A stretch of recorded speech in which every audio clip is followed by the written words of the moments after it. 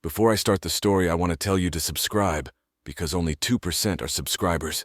And at 1,000 subscribers, I will post a special video. In the vast expanse of space, far beyond the outer reaches of the known galaxy, a monumental event was about to unfold. The Galactic Council, a body comprising diverse alien species, had long been the arbitrator of interstellar peace and diplomacy. Today, they gathered aboard the Grand Assembly ship Harmonia, orbiting a neutral star system. Their agenda was routine until an unexpected alert seized everyone's attention. A fleet admiral, Zorvath of the Thalkresh species, took the central podium. His voice, though modulated to suit the acoustic preferences of multiple species, carried a hint of disbelief. "Council members," he began, his four eyes scanning the room, "we have detected an unidentified vessel entering this sector. Initial scans suggest it's a warship." A murmur ran through the chamber. The notion of an uncharted warship appearing out of nowhere was unsettling, especially in the demilitarized zone. "Origin?" asked a delegate from the back, her bioluminescent tendrils flickering with anxiety. Zorvath adjusted his datapad. "Unknown. It doesn't match any known architectural styles of our allied civilizations. We believe it's human." "Human?" The word echoed around the room. The humans were a newly discovered species, barely a blip on the galactic radar. They were primitive, still confined to their home system. How could they have developed a warship capable of reaching the Council's domain? "We must initiate first contact protocols immediately," declared Enavol, the Council's head, a wise entity whose appearance was a swirling mass of energy contained within a transparent orb. "Prepare the communication array. Let us not jump to conclusions about their intentions." The Harmonia shifted into high alert. Teams scurried to their stations, tuning the translator devices and readying the ship for a potential confrontation.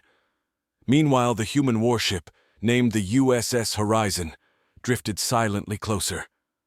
Captain Jane Ellis stood on the bridge, her crew at the ready. She was a veteran of Earth's Space Force, chosen for this mission for her diplomatic tact as much as her combat skills. "Captain, the alien assembly ship is hailing us," announced her communications officer. "On screen," Ellis ordered. The view screen flickered to life, revealing a stunning array of alien representatives. Captain Ellis straightened. "This is Captain Jane Ellis of the USS Horizon, representing the United Earth Government. We come in peace." Back on the Harmonia, the council members analyzed every nuance of her speech. Her declaration of peace was promising, but the existence of such a sophisticated human vessel raised countless questions. "We welcome your peaceful approach," responded Enavol. "However, your presence here is intriguing. How did you traverse the distance from your world to ours?" Ellis smiled slightly. "With respect, that's classified, but I assure you, our intentions are purely exploratory." Her response was met with skepticism and intrigue. The council decided to extend an invitation. "We invite you to join us on the Harmonia to discuss our potential relations," Enavol proposed. "Agreed," Ellis replied, preparing for docking. As the USS Horizon maneuvered to dock with the Harmonia, the various council members whispered among themselves. This meeting could mark a new chapter in galactic history or the beginning of a new challenge. Either way, the eyes of countless worlds were now fixed on this unexpected encounter between ancient galactic powers and the new, mysterious entrance from Earth. The stage was set for a confrontation or collaboration that could change the course of interstellar relations. The question remained, what exactly did the humans want, and what could their emergence mean for the established galactic order? As the USS Horizon docked seamlessly with the Harmonia, the airlock doors hissed open, revealing Captain Jane Ellis and her selected crew, each member dressed in the formal blue and silver uniforms of the United Earth Space Force. They were greeted by a delegation led by Zorvath, whose towering figure was flanked by a varied assortment of beings, some humanoid, others far from it. "Welcome aboard the Harmonia," Zorvath intoned, his voice carrying a mixture of curiosity and caution. "I am Fleet Admiral Zorvath. This way, please." The corridor they walked through was a marvel of galactic architecture, with walls that shimmered with a translucent material that pulsed gently with light. Sensors and AI-driven interpreters worked in tandem to facilitate communication, breaking down the language barrier between the species. Captain Ellis and her crew were led into a large circular chamber, where representatives of the Galactic Council were seated around a levitating table that projected holographic images of the galaxy. The humans took their designated seats, feeling the weight of many eyes upon them. Eneval began the dialogue, her voice resonating within her containment orb. "Captain Ellis, your ship's capabilities are impressive. It suggests a level of technological advancement that we did not expect from humanity at this stage." Ellis nodded, acknowledging the compliment with a measured response. "Thank you, Counselor. Humanity has made significant leaps in technology over the past few decades. Our drive to explore and understand the universe has pushed us beyond our previous limits." A murmur spread around the room. The council members exchanged glances, their expressions unreadable to the human guests. A being with a crystalline structure, Ambassador Tariq from the Lycidaris cluster, leaned forward. "Your arrival coincides with troubling times. There are borders in this galaxy that are fiercely guarded and conflicts brewing that could use a neutral party." Ellis processed the information with a diplomatic pause. "We are aware of the complex dynamics of this galaxy. However, our primary mission is peaceful exploration. We seek to learn and perhaps to share knowledge." Zorvath interjected, his tone sharp. "And what of your warship's armaments? For a vessel on a peaceful mission, it is exceptionally well equipped."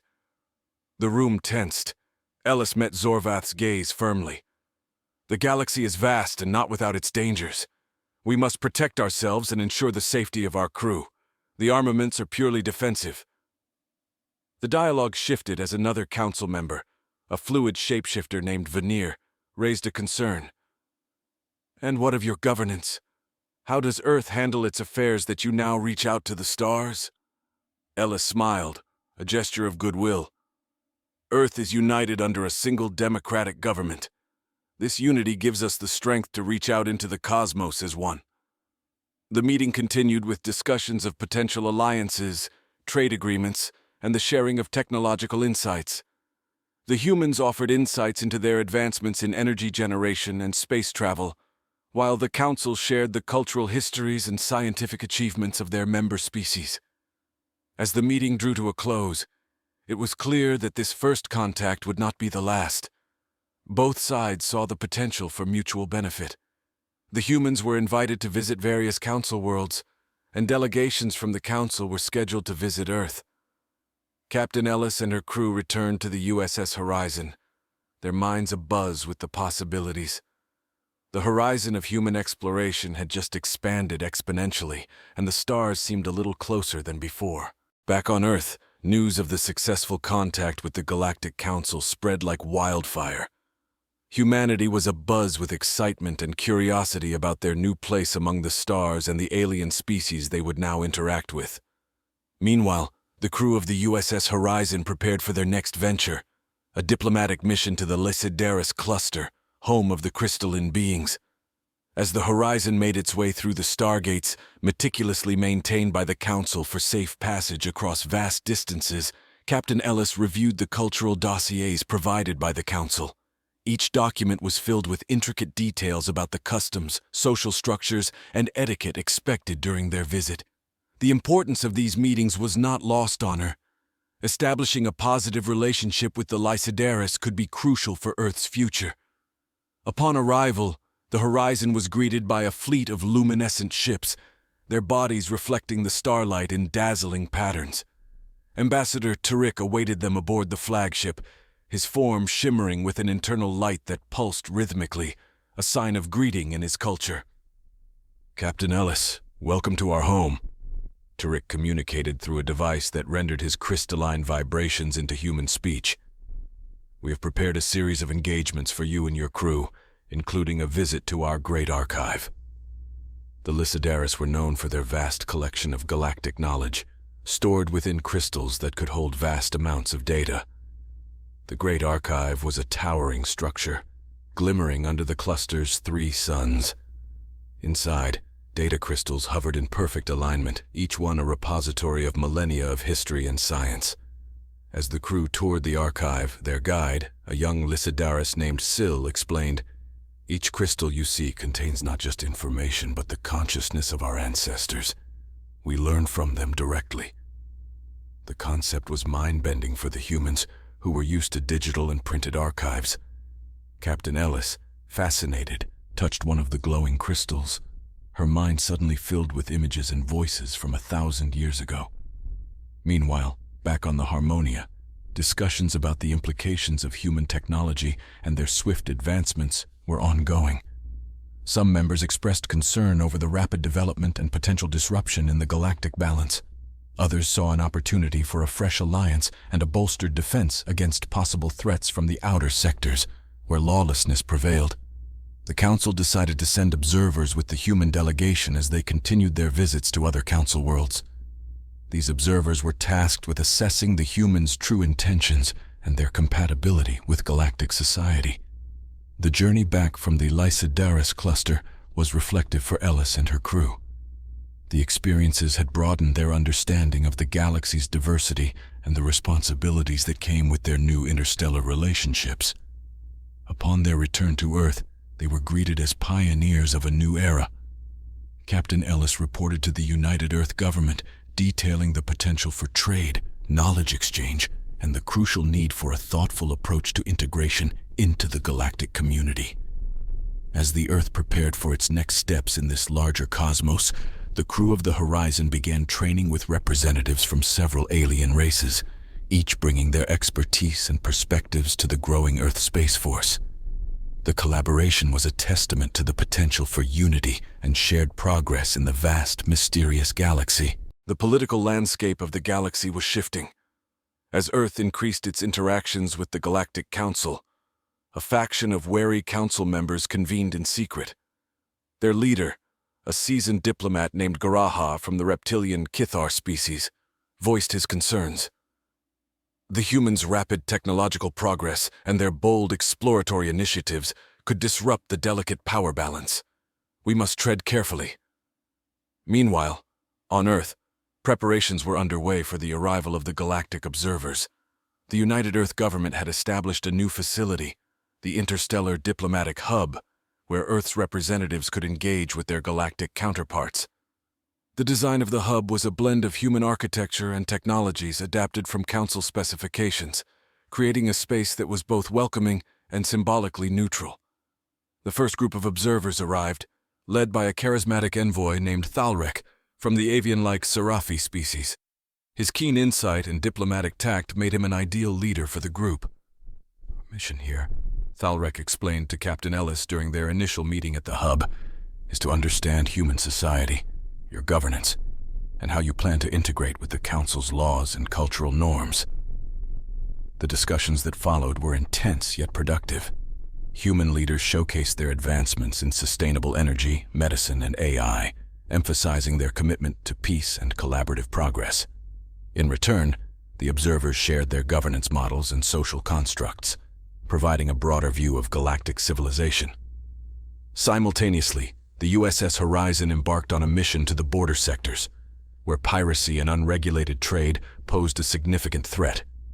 Captain Ellis had proposed this mission to the Council as a gesture of goodwill and a demonstration of Earth's commitment to maintaining galactic peace. As the Horizon patrolled the sector, they encountered a pirate vessel attempting to raid a civilian freighter. With precision and restraint, the Horizon's crew disabled the pirate ship and rescued the freighter, earning them praise from several Council species who had been plagued by such threats. This act of valor did not go unnoticed. News of the successful intervention spread through the Council, softening some of the skepticism surrounding humanity's rise. At the next Council session, a motion was proposed by Ambassador Tariq to formally recognize Earth as a protectorate, granting it certain rights and responsibilities within the Council's jurisdiction. Back at the diplomatic hub, Thalrek and his team concluded their observations. "Your potential as allies is clear," Thalrek remarked to the human leaders. "However, your path to full membership will require patience and significant cultural integration. Are you prepared for this?" The human delegation, confident yet mindful of the challenges ahead, affirmed their readiness. "We understand the responsibilities we face," one diplomat stated, "and we are committed to becoming a part of this galactic community." As the observers prepared to leave Earth, they left behind a group of their experts to continue collaboration on various projects, ranging from interstellar engineering to cultural exchanges. These ongoing collaborations were a testament to the slowly building trust between humanity and the Council members. On Earth, public interest in these interstellar relations grew. Universities began offering courses in alien studies and galactic diplomacy, while cultural festivals featuring Council species arts and cuisines became regular events. The integration was becoming a reality, and with each passing day, humanity was weaving itself more deeply into the fabric of the galactic community. As the seasons changed on Earth, reflecting the planet's enduring dance around its sun, the Galactic Council's sessions grew increasingly centered on the discussion of humanity's role within the galaxy. Meanwhile, in the far reaches of Council space, Captain Ellis and the crew of the USS Horizon embarked on their most challenging mission yet, to the tumultuous region known as the Fringe, where governance was sparse and conflicts frequent. The Fringe was a testbed for the Horizon's capabilities and Earth's resolve. Here, multiple species struggled for resources, sovereignty, and recognition under the Galactic Council's umbrella. The mission was twofold: to enforce peace where possible, and to gather intelligence on the unaligned entities that could pose threats or become potential allies. On Earth, the diplomatic efforts continued with vigor. The interstellar diplomatic hub buzzed with activity as human politicians, scientists, and cultural leaders met with their galactic counterparts. An upcoming gala was planned to celebrate the 5th anniversary of First Contact, intended to solidify Earth's commitment to galactic unity and showcase its cultural and technological contributions. Amidst these preparations, an unexpected challenge arose. A minor dispute between a human mining corporation and a group of Silvax traders, creatures known for their mineral-based diets and towering rocky forms, threatened to escalate into a larger conflict. The Silvax accused the humans of violating a newly signed mining accord by encroaching on a Silvax-designated asteroid belt. The incident required immediate attention to prevent diplomatic fallout. A special delegation, including Captain Ellis, who had just returned from the Fringe, was swiftly assembled to negotiate a resolution. The talks took place aboard the Harmonia, under the watchful eyes of the Council. Captain Ellis, leveraging her experience in the Fringe, approached the negotiations with a blend of firmness and empathy. "We recognize the critical nature of these resources to the Silvax community," she acknowledged, "and we propose a joint venture that not only respects the boundaries of the Accord but also benefits both parties through shared technology and workforce." The proposal was met with interest, but the Silvax were wary. Their chief negotiator, a hulking figure named Gorthus, expressed his concerns about long-term sustainability and profit-sharing. The discussions extended over several days, requiring patience and several adjustments to the terms. Back on Earth, the gala proceeded as planned, a vibrant affair attended by numerous species. Each guest was introduced to human culture through music, art, and cuisine, while Earth's leaders used the opportunity to foster goodwill and discuss the ongoing negotiations with the Silvax. The event served as a potent reminder of the potential benefits of diversity and cooperation. As the gala concluded, word arrived from the Harmonia. The negotiations had been successful. A new treaty was signed, assuring fair distribution of the asteroid resources and establishing a precedent for how such disputes would be handled in the future. The resolution was a testament to the maturing diplomatic prowess of Earth's representatives. In the wake of this success, the Galactic Council officially invited Earth to chair a new committee focused on trade regulations and conflict resolution within the Fringe. This position was a significant step toward full membership in the Council, reflecting a growing trust in humanity's ability to navigate complex galactic issues. The progress on Earth and among the stars continued to intertwine, each success and challenge forging a future where humanity was not just a participant in the galaxy, but a pivotal contributor to its harmony and evolution. Amidst the backdrop of their rising influence, Earth faced a critical test that would define their future role in the Galactic Council.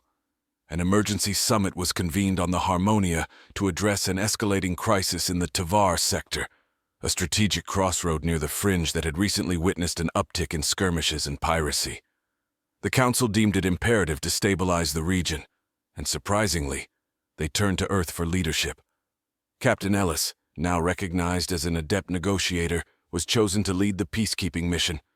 With a mixed fleet of human and allied Council vessels, she prepared to demonstrate Earth's commitment to galactic peace and the principles of the Council.